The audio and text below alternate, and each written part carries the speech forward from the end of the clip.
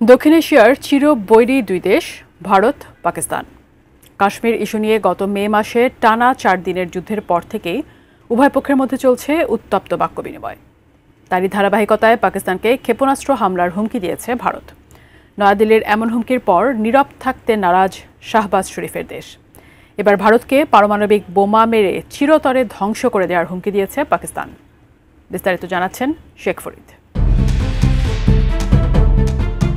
পাকিস্তানি ভূখণ্ডের প্রতিটি ইঞ্চি ভারতের ব্রহ্মস আন্তঃমহাদেশীয় ক্ষেপণাস্ত্রের আওতায় রয়েছে। গত 18 অক্টোবর এমন হুমকি দিয়েছেন ভারতের প্রতিরক্ষা মন্ত্রী রাজনাথ সিং।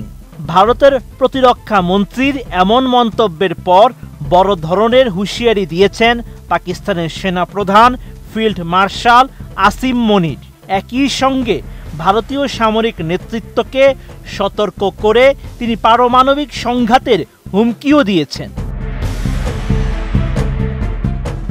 ওই দিন অ্যাবোটাবাদের কাকুলে অবস্থিত পাকিস্তানি মিলিটারি একাডেমি ক্যাডেটদের উদ্দেশ্যে বক্তব্য দিতে গিয়ে পাক সেনা প্রধান জানান, পারমাণবিক অস্ত্রময় পরিবেশে যুদ্ধের কোনো জায়গা নেই, তবে তাদের উপর হামলা হলে পাকিস্তান উস্কানিদাতাদের প্রত্যাশার চেয়েও শক্ত প্রতিক্রিয়া দেখাবে।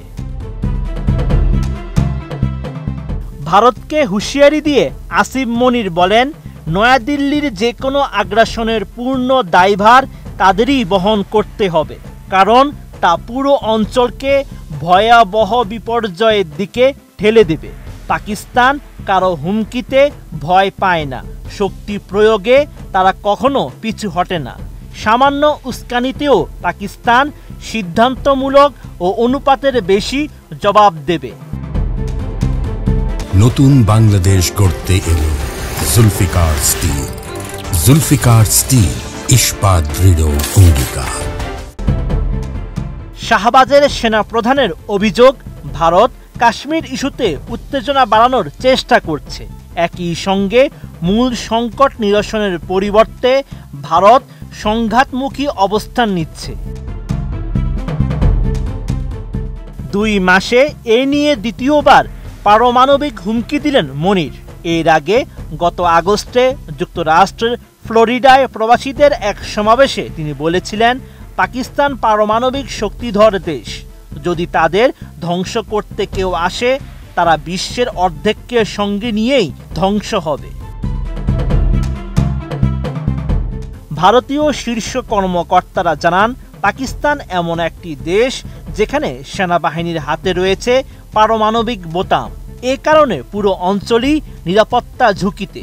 এছাড়া পাকিস্তান তার সন্ত্রাসবাদী কর্মকাণ্ড আড়াল করতে পারমাণবিক অস্ত্রকে ভয় দেখানোর কৌশল ব্যবহার করে। 18 অক্টোবরের ভাষণে আবারও কড়া হুঁশিয়ারি দিয়ে পাক সেনা প্রধান জানান, নতুন করে সংঘাত শুরু হলে পাকিস্তানের প্রতিক্রিয়া ভারতের ধারণার বাইরে যাবে। পাক সেনাদের বহরে থাকা অস্ত্রের ধ্বংস ক্ষমতা ভারতের ভৌগোলিক নিরাপত্তার ধারণাকে ভেঙে দেবে। Sheikh Farid, ATN news.